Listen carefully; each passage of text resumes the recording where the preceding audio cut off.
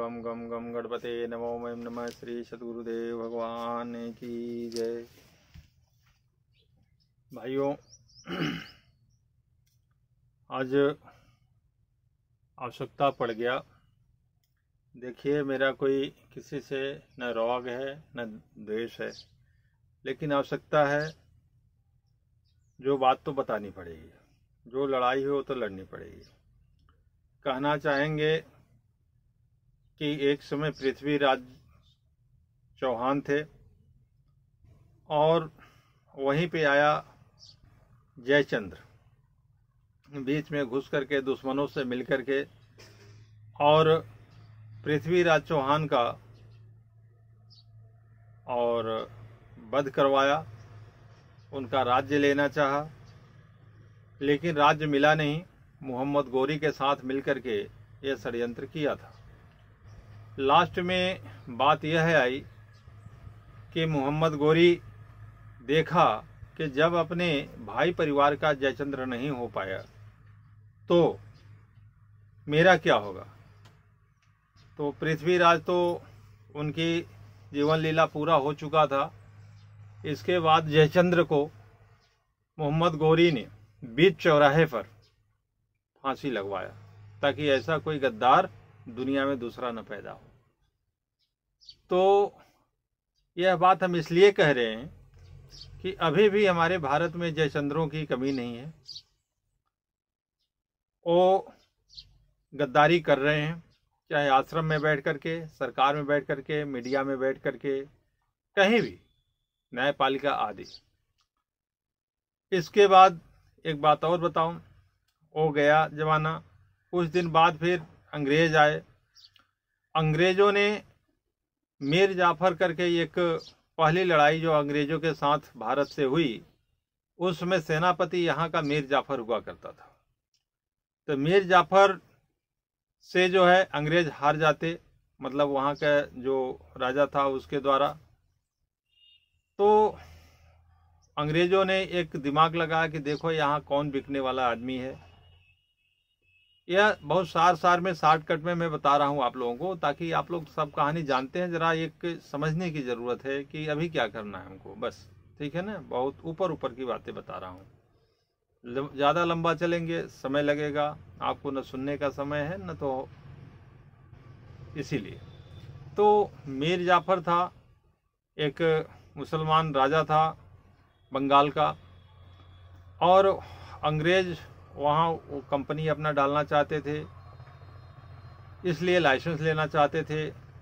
Licence नहीं दिया उन्होंने, तो लड़ाई की बात हुई। तो लड़ाई में अंग्रेज हारने वाले थे, क्योंकि उनके 350 सिपाही थे और इधर का राजा मजबूत था। तो अंग्रेजों ने दिमाग लगाया कि यहाँ कौन सा ऐसा आदमी है जो कि बिक सकता है। तो ढूंढते ढूंढते उनका जो सेनापति था उस राजा का, उसका नाम था मीर जाफर। तो मीर जाफर को उन लोगों ने मिलाया, कहा कि ऐसा करो, तुम हमारा साथ दे दो, और इसके बाद जो तुम्हारा राजा है उसको मार करके तुम्हें राजा बना देंगे। ज़्यादा नाम हम याद नहीं रखना चाहते, क्षमा करिएगा। आप एक सारांश समझने की बात है, उसको समझिए। तो उस राजा को मार करके और तुमको राजा बना देंगे, तुम हमारा साथ दो। वो तैयार हो गया मीर जाफर। जब मीर जाफर तैयार हो गया तो लड़ाई होने की बात आ गई। जब लड़ाई होने की बात आ गई तो चूंकि ये तो इधर का जो सेनापति था मीर जाफर, वो मिला ही था, हाँ, उसको हारना निश्चित था, हरवाने के लिए अपने के लिए तैयार ही था।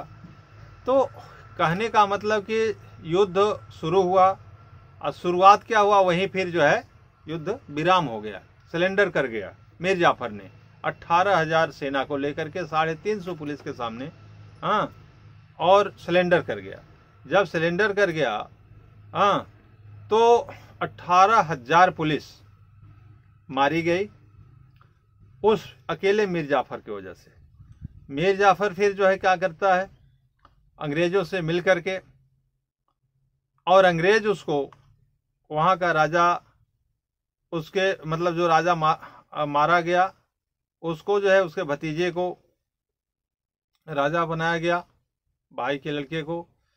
थोड़ा दिन और रहा, इसके बाद मीर जाफर को राजा बनाया गया थोड़े दिन के लिए। उसी में मौका देख करके अंग्रेजों ने मतलब उसको भी मार डाला, मीर जाफर को। बस ये सब साल 6 महीने के अंतराल ये सब कहानी गुजर गई। तो कहने का सारांश समझने की बात है, एक एक नाम पे हम नहीं जाते, बहुत लंबा लग जाएगा, ठीक है ना। तो समझना है हमको कि होता क्या है। मीर जाफर ने गद्दारी किया अपने राजा के साथ, और राजा को मरवा करके और अपने राजा बनना चाहा। तो लेकिन सामने वाला ये जानता है ना कि जब तुम अपने राजा का नहीं हुए, जो कि जन्म से तुमको पाला पोसा खिलाया, सारी चीजें की, और तुम जो है जब अपने राजा के नहीं हुए, अपने देश के नहीं हुए, अपने प्रदेश के नहीं हुए, अपने लोग के नहीं हुए, अपने परिवार के नहीं हुए, अपने रिश्तेदारों के नहीं हुए, तो तुम हमारे कैसे हो सकते हो। फिर वही जो अंग्रेज थे मीर जाफर को छुरा घोंप करके मार डाला।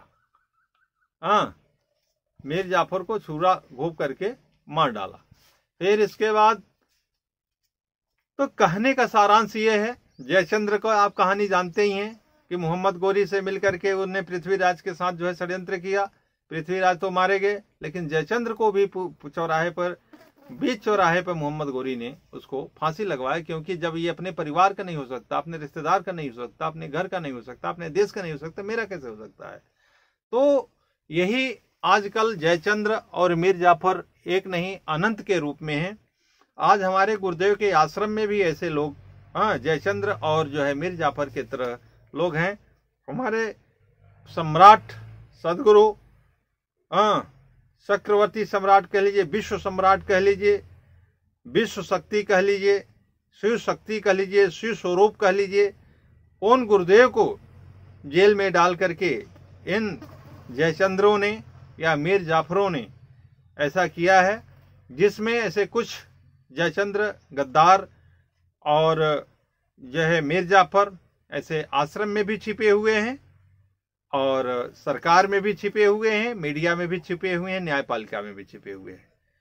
तो इन लोगों ने हमारे विश्व स्वरूप सदगुरुदेव को जेल में डाल करके उनको दुख दे रहे हैं, और उनको शरीर से कष्ट दे रहे हैं, और उनके शरीर को नष्ट करना चाहते हैं। खैर, बापूजी कोई न तो पृथ्वीराज चौहान है, न तो वो साधारण राजा हैं। वो सबको जो है ठिकाने लगाने का शक्ति अपने आप में ही रखते हैं। लेकिन इन जो है जयचंद्र और मीर जाफरों को जो मतलब कहीं भी हैं, मैं उनको चेतावनी देता हूं कि भाइयों, मैं आपसे निवेदन करता हूं कि आपको जिसने पोसा पाला खिलाया, शक्ति दिया, दूध पिलाया, अमृत पिलाया, लेकिन आप जब उसका नहीं हुए ना, तो आपके वो नहीं होंगे जिनके लिए आप कार्य कर रहे हैं। वो आपसे जो है आप ही के द्वारा गुरुदेव के आश्रम को नष्ट कर डालेंगे, गुरुदेव के गौवों को, गुरुदेव की सेवा को नष्ट कर डालेंगे, लेकिन आप भी नहीं बचेंगे। उसमें दूसरे किसी का हाथ नहीं लगाना पड़ेगा, आपको खुद ही वो धराशायी कर डालेंगे। क्योंकि वो सोचेंगे कि जब आप अपने गुरु के नहीं हुए, जब आपने अपने संत के नहीं हुए, अपने गौ के नहीं हुए, अपने गीता गंगा गायत्री के नहीं हुए, अपने आश्रम और मंदिर और जो है अपने संस्था के नहीं हुए, तो आप किसके होंगे। तो वो जो है ऐसे तमाम मंत्रियों को देखते देखते आप जो बम विस्फोट में देखते हैं मार डाले जाते हैं, वो कोई मारने वाला दूसरा नहीं है, उन्हीं के आदमी है जो जिंदगी में रह करके उनके लिए षड्यंत्र करके भारत की जो है चकनाचूर करते हैं। उन्हीं को वो लोग मतलब जब चूस लेते हैं, गन्ने का रस निकल जाता है तो फिर बम बच जाता है कहीं।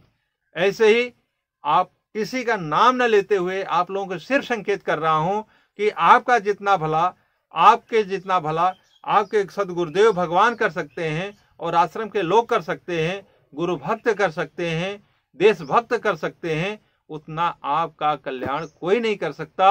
आप चाहे अपने आप से बैठ करके चिंतन करना, विचार करना।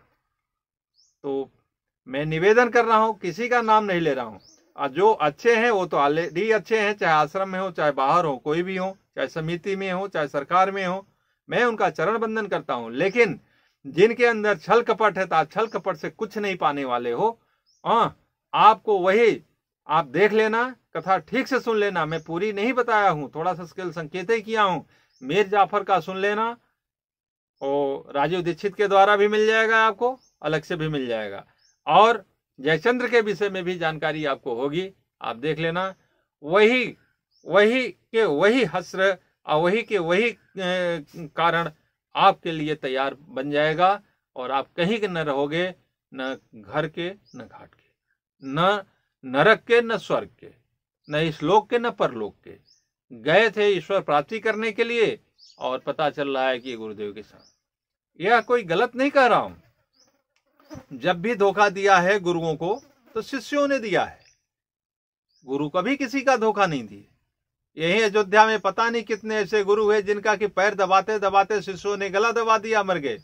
हमारे प्रयागराज में बहुत सारे संत हैं, अभी भी घटना घटी है कुछ दिन पहले, पैर दबाते दबाते जो है गला दबा दिए, फांसी लगा दिए। क्या पाएंगे 2-4 दिन के लिए वाहवाही, और वही जो है गाड़ी घोड़ा जमीन जायदाद क्या मिल जाएगा। और सामने वाला उनके सामने ऐसा घुटन तैयार करके रखता है जिनके इशारे पे वो काम किए रहते हैं कि वो न जिंदा रह जाते हैं न मुर्दा रह जाते हैं, दलदल में फंस करके अपने आप आत्महत्या करने के लिए मजबूर हो जाते हैं। जैसा कि बापू से भी छल कपट करने वाले लोगों ने खुद ही आत्महत्या किया है।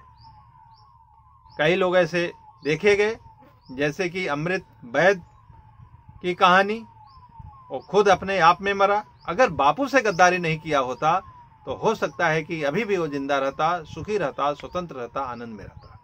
लेकिन बापू से गद्दारी, सदगुरु से गद्दारी, वाह क्या बात। फिर वो कहाँ बचेगा, किस लोक में जाएगा। तो मैं आश्रम में भी जो कोई हैं इस टाइप के लोग, क्षमा करिएगा, यह कहना मेरी मजबूरी है, क्योंकि हम बापू के शिष्य हैं। उनके दी हुई मतलब हमारे पास जो कुछ है सो उन्हीं का है, मेरा कुछ है नहीं। शरीर तन मन धन सब उन्हीं का है, तो मैं सब कुछ उनके लिए लगा दूंगा। और एक चीज बता दूं कि फिर भी इसके इतना समझाने या कहने के बाद भी अगर आप लोग नहीं मानते, चाहे सरकार में हो, चाहे मीडिया में हो, न्यायपालिका में हो, आश्रम में हो, समिति में हो, बाहर हो, अंदर हो, किसी भी तरह का, आप छूटोगे नहीं। इतना जान लो, किसी न किसी को ईश्वरना उठेगी और आपको बस सही जगह पहुंचा देगा। इतना जान लीजिए। और सबकी निगाहें हैं, और बापू जी कोई साधारण नहीं है, और वो न तो पृथ्वीराज हैं न तो वो मुसलमान राजा हैं। बापू जी विश्व स्वरूप हैं, और किससे क्या करा डालेंगे आप समझ न पाएंगे फिर। ठीक है, इसी के साथ जय हिंद, जय भारत, नारायण नारायण नारायण।